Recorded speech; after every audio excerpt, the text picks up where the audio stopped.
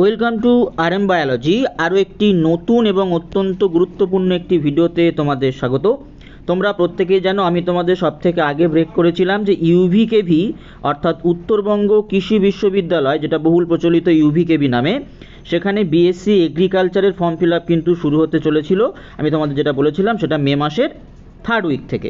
Exact কবে থেকে form fill up শুরু হবে, কারা এলিজিবেল, কত টাকা লাগবে ফর্ম ফিল আপে, লাস্ট ডেট কবে, ডকুমেন্টস কী কী লাগবে, সব কিছু জানতে হলে ভিডিওটি শেষ পর্যন্ত দেখো। যারা চ্যানেলে নতুন, চ্যানেলটি অবশ্যই করে সাবস্ক্রাইব করে দাও এরকম ভিডিও সবার আগে পাওয়ার জন্য। তো দেখো, আমরা সব থেকে প্রথমে এলিজিবিলিটি ক্রাইটেরিয়া, এজ এবং অ্যাপ্লিকেশন ফিটা দেখে নিই। বিএসসি অনার্স এগ্রিকালচার তোমরা যেটা কলেজ অফ এগ্রিকালচার পুন্ডিবাড়িতেও করতে পারো অথবা মাঝিহানেও করতে পারো।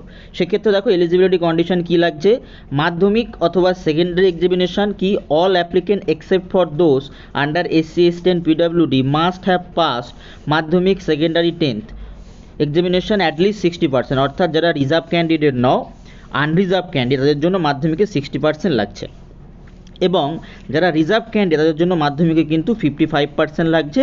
এই পার্সেন্টেজ সবগুলোই কিন্তু এগ্রিগেটে, ঠিক আছে।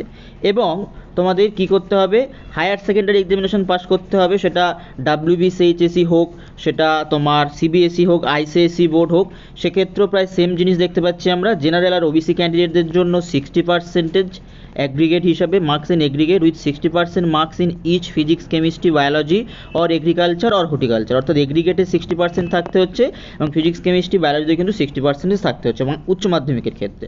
এবং যারা SC ST PWD ক্যান্ডিডেট তাদের ক্ষেত্রে সেম জিনিস, সেটা 50% হয়ে যাচ্ছে, 60%-এর জায়গায় 50% হয়ে যাচ্ছে।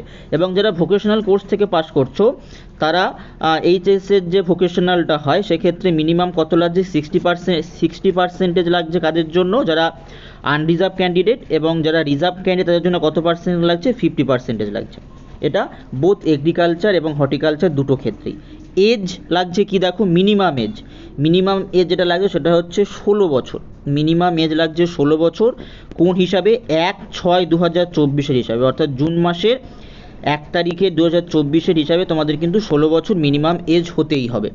এবং এই অ্যাপ্লিকেশান ফি কত লাগছে, অ্যাপ্লিকেশান ফি লাগছে 1200 টাকা, 1200 only for general and OBC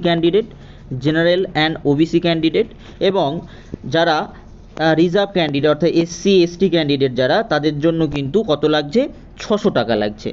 for PWD category no fee is required provided the candidate submit necessary documents for support the same, অর্থাৎ যারা PW ক্যান্ডিডেট অর্থাৎ ফিজিক্যাল হ্যান্ডিক্যাপ বা ফিজিক্যাল উইক সেকশনে যাদের যে সমস্ত ক্যান্ডিডেট, তাদের কিন্তু কোনো ফিস লাগছে না। এরপর আমরা চলে যাচ্ছি যে কোথায় কত সিট রয়েছে, ঠিক আছে। Ability of seat for different undergraduate degree programmes. দেখো BSc honours faculty of agriculture main campus যেটা এদের পুন্ডিবাড়িতে, সেই জায়গায় জেনারেলের সিট কত, SC সিট কত আমরা দেখে নেব। দেখো ওয়েস্ট বেঙ্গল বোর্ডের জন্য 26টা সিট আছে জেনারেলদের, এখানে SCর জন্য 11টা সিট আছে, STর জন্য 3টে সিট আছে, PW জেনারেলের জন্য 1টা সিট আছে, OBC এর জন্য 5টা, OBC বির জন্য 4টে, টোটাল 50টা সিট। একইভাবে আমরা দেখতে পাচ্ছি ভোকেশনাল বোর্ডের জন্য 2টো সিট রয়েছে, আর তারপরে CBSE ICSE বোর্ডের জন্য 5টা সিট আছে, আইকার কোটা থেকে 14টা সিট নেওয়া হবে, হিল কোটা থেকে 1টা সিট নেওয়া হবে, টোটাল 72টা সিট আছে। যদি আমরা মেন ক্যাম্পাস পুন্ডিবাড়িতে হর্টিকালচারের ক্ষেত্রে দেখি, সেক্ষেত্রে WBCHSE বোর্ডের জন্য 23টা সিট, ভোকেশনাল বোর্ডের জন্য আছে তোমাদের 1টা সিট, CBSE ICSE বোর্ড আদার বোর্ডের জন্য 3টে, আইকার কোটাতে 7টা এবং হিল কোটাতে কিন্তু 1টা, এবং টোটাল কত সিট হচ্ছে, 35টা সিট। অপরপক্ষে যদি আমরা মাঝিহানে দেখে নিই, এগ্রিকালচার কলেজ যেটা মাঝিহান, সেখানে কত করে সিট আছে, সেখানে WBCHSE বোর্ডের জন্য 33টা, ভোকেশনালের জন্য 1টা, ICSEর জন্য আদার বোর্ডের জন্য 1টা, আইকারের জন্য কোনো সিট নেই, হিল কোটার জন্য কোনো সিট নেই, সেখানে টোটাল 35টা সিট কিন্তু রয়েছে। এবারে আমরা দেখব যে টেন্টেটিভ শিডিউলটা। দেখো আমি তোমাদের বলেছিলাম মে মাসের 3rd উইক থেকে শুরু হতে পারে। দেখো 3rd উইক থেকেই শুরু হচ্ছে, একদম শেষ উইক থেকে, লাস্ট উইক থেকে তোমার 28শে মে থেকে ফর্ম ফিল আপ শুরু হচ্ছে, চলবে 18ই জুন পর্যন্ত। মেরিট লিস্ট প্রকাশিত হবে 21শে জুন, এবং অফলাইন কাউন্সেলিং কবে হবে, ফিজিক্যাল ভেরিফিকেশন কবে হবে সেটা বলে দেওয়া হবে, এবং ক্লাস কবে হবে সেটাও বলে দেওয়া হবে। তোমাদের ফর্ম ফিল আপ শুরু হচ্ছে 28শে মে থেকে, 28 তারিখ থেকে তোমরা কিন্তু ফর্ম ফিল আপ করতে পারবে। এবার ডকুমেন্টস কী কী লাগবে দেখো, এইটাই সব থেকে ইম্পর্টেন্ট। দেখো টোটাল 7খানা ডকুমেন্টস লাগছে। কী কী? Passport size recent colour photograph, signature of candidate, self attested copy of date of birth proof, birth certificate from competent authority, admit card of Madhyamik equivalent examination size 200 থেকে 300 KB হতে হবে, self attested copy both side marksheet Madhyamik equivalent, আচ্ছা self attested copy both side marksheet of higher secondary, self attested copy SC ST OBC NCL PWD certificate, self attested copy of residential domicile certificate competent authority as per পেস্কাই format. এই 7টা documents must লাগছে। আচ্ছা, admission process in brief. দেখো admission process brief কী বলা হচ্ছে? Filling application form, publication of merit list, physical counselling, document verification. বারবার এটা মনে রাখবে, তোমাদের কিন্তু অনলাইন কাউন্সেলিং নয়, ফিজিক্যাল কাউন্সেলিং হবে। Offer seats according to merit and choice courses, final admission, paying admission fees. তো এই যে ব্যাপারগুলো তোমরা কিন্তু অবশ্যই করে মাথায় রাখো।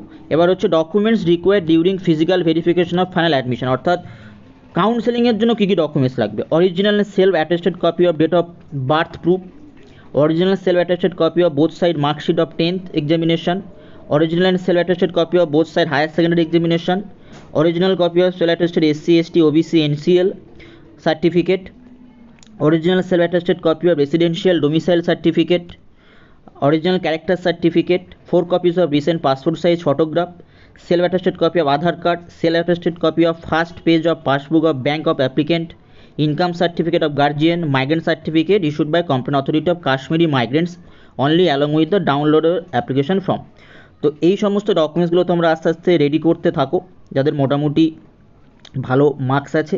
তো আমি কিছুদিনের মধ্যেই তোমাদের কত কাট অফ যেতে পারে আমি তোমাদের কিন্তু জানিয়ে দেবো, তাই চ্যানেলটি অবশ্যই করে সাবস্ক্রাইব করে রাখো এবং ফর্ম ফিল আপ শুরু হলে তোমরা কী করে ফর্ম ফিল আপ করবে সেটাও কিন্তু আমি তোমাদের দেখিয়ে দেবো লাইভ, তাই অবশ্যই চ্যানেলটি সাবস্ক্রাইব করে নাও।